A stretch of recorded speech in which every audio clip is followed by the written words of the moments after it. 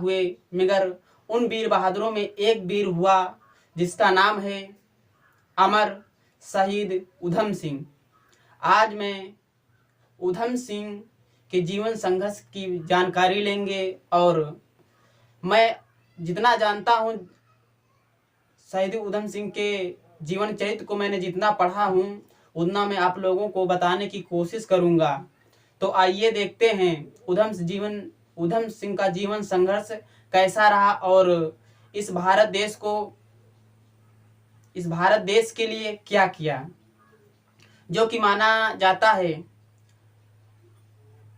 उधम सिंह बहुत वीर थे, बहादुर थे। और आइए अब उनकी जीवनी की तरफ चलते हैं।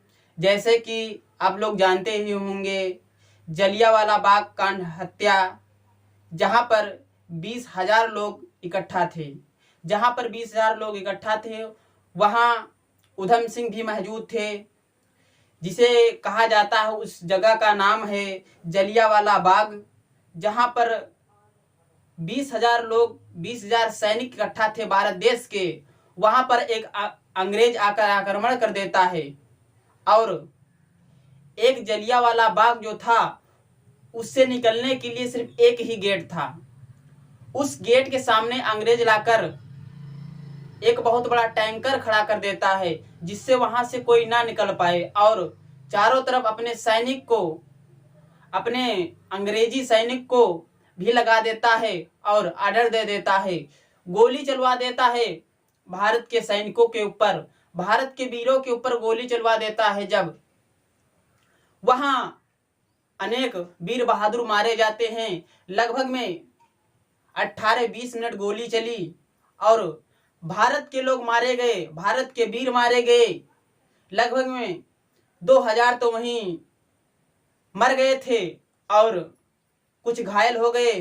कुछ भगने की उम्मीद सोची कि दीवार फांद के भाग जाएं, बाउंड्री फांद के भाग जाएं, मगर वहां भी नहीं बच पाए। और उस जलियांवाले बाग में एक कुआं मौजूद था, उस कुएं में कुछ लोग बचने के लिए कूदे और इतने लोग उसमें कूदे, काफी लोग। और जब डायर अंग्रेज को पता चला, जो वहां पर हमला करवाया था जॉन अंग्रेज, उसका नाम था जनरल डायर, उसको जब पता चला उसने भी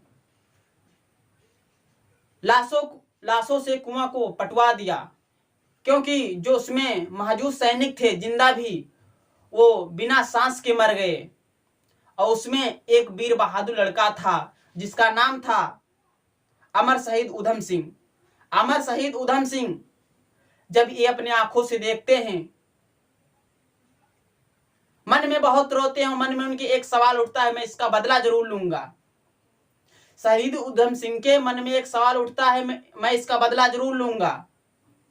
धीरे धीरे शहीद उधम सिंह बड़े हुए और कुछ काम करने लगे।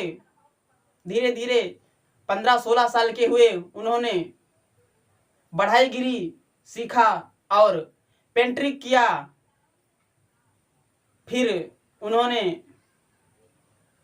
लोहारीगिरी भी किया। उन्होंने कुछ पैसा इकट्ठा किया।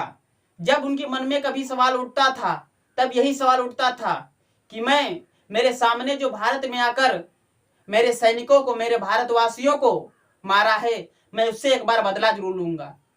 इसलिए उधम सिंह ने अपने जीवन में संघर्ष करके कुछ पैसा इकट्ठा किया और पैसे इकट्ठा करके लंदन गए। और लंदन किस लिए गए? जब जनरल डायर इस भारत देश में सैनिकों को मार कर गया, तो अंग्रेजों ने उसका तबादला कर दिया था और तबादला करके उसे लंदन भेज दिया। जनरल डायर को लंदन भेज दिया। वहां पर उधम सिंह गए और उसको ढूंढने लगे। फिर उधम सिंह के पास कुछ पैसे कम पड़ गए। उन्होंने एक होटल पे काम किया, 2-4 माह 10 माह काम किया होटल पे। उनके मन में एक ही सवाल था, मैं बदला जरूर लूंगा, जनरल डायर को मैं मारूंगा जरूर। उन्होंने काम किया, एक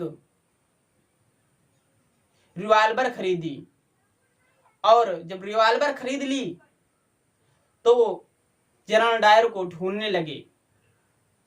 एक दिन की बात है, एक रास्ते पे जनरल डायर जा रहा था, वहां पे उधम सिंह खड़े थे।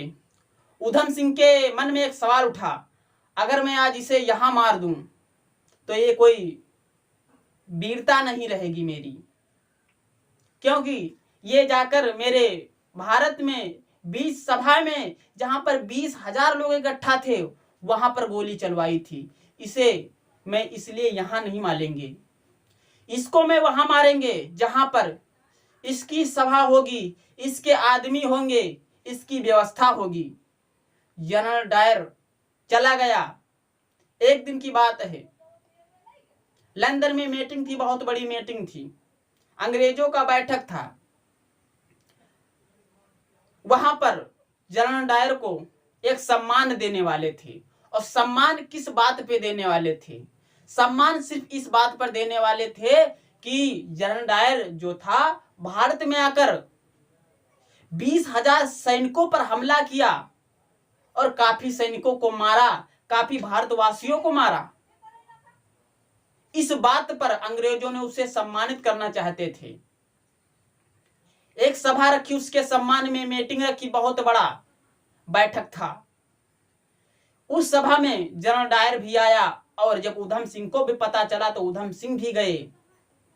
उधम सिंह के मन में एक सवाल उठा, आज तो मुझे मौका मिला है, उसकी सभा है, उसका समाज है, उसकी व्यवस्था है। जब उधम सिंह वहां पे पहुंचे, उधम सिंह जाते पीछे बैठ गए और उसकी सभा को देखने लगे। उसकी प्रशंसा हो रही थी,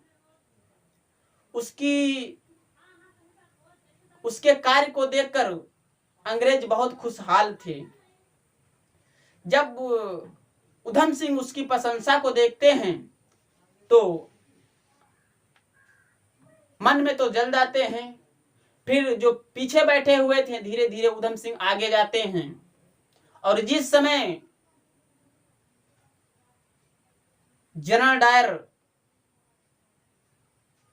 माइक में बोलने के लिए उठता है, माइक में भाषण देने के लिए उठता है, उसी समय उधम सिंह ने अपनी रिवॉल्वर निकाली और सीधे उसको मार दिया, सीधे जनरल डायर को मार दिया। और वहां सभा में हलचल मच गई। जब सीधे जनरल डायर को मारा, सभा में हलचल मच गई, सारे लोग भागने लगे। उधम सिंह ने भागा नहीं। वीर बहादुर लड़का था, वीर बहादुर भारत देश का सैनिक था। हमें गर्व है कि ऐसे बहादुर हमारे भारत में पैदा हुआ हमारे भारत में। और उधम सिंह ने भागा नहीं। वहां पर जो उपस्थित सैनिक थे, वहां की जो कांस्टेबल थी, वहां के जो पुलिस थी, उधम सिंह ने बोला कि मुझको गिरफ्तार कर दो। वहां की सैनिक थर थर थर थर कांपने लगी और गिरफ्तार नहीं कर रही थी। अपने हाथ से रिवॉल्वर को फेंक दिया उधम सिंह ने और कहा, मुझे गिरफ्तार करो। अपने हाथों को आगे बढ़ा दिया। तब वहां की सैनिक उनको गिरफ्तार कर ली, और गिरफ्तार करके उधम सिंह ने बोले कि हमें न्यायालय को ले चलो। न्यायालय उधम सिंह गए।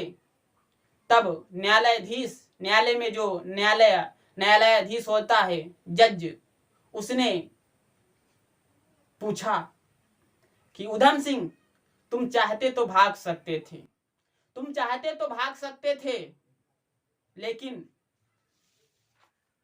और भाग करके भारत में जाते 100 उधम सिंह पैदा कर सकते थे। लेकिन उधम सिंह ने कहा, मैं उस मिट्टी का बना हूं, मैं उस धरती से हूं, जरूरत पड़ने पर सीने पर गोली खाता हूं, पीठ नहीं दिखाता हूं।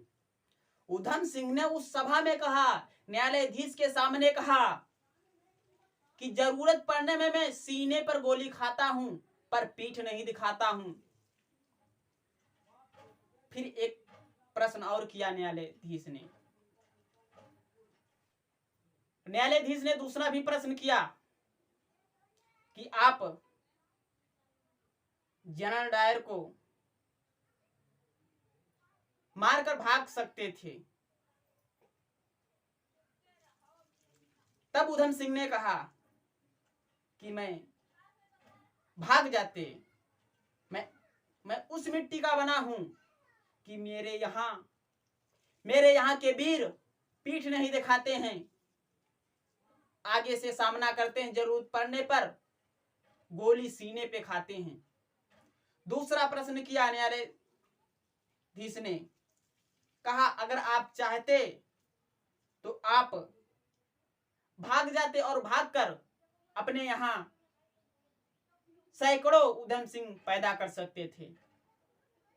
उधम सिंह हंस के बोले कि जज साहब, आपको शायद नहीं पता है, मैं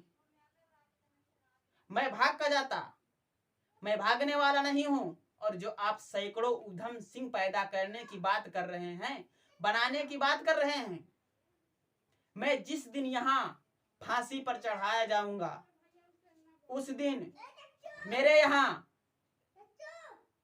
सैकड़ों नहीं 10,000 कम से कम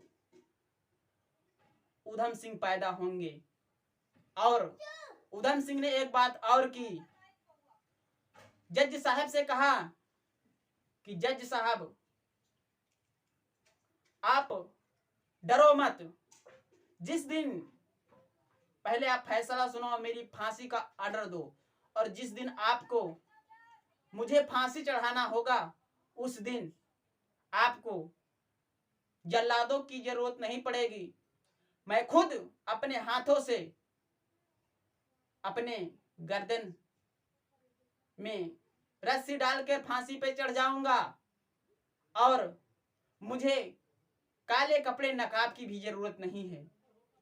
अगर इस भारत देश के रहने वाले हो, भारत देश के सैनिकों से प्यार करते हो, तो आप मेरे चैनल को सब्सक्राइब करें और लाइक करें और ज्यादा से ज्यादा शेयर करें, और इस स्टोरी पे अपने विचार जरूर लिखें। जय भारत, जय संविधान।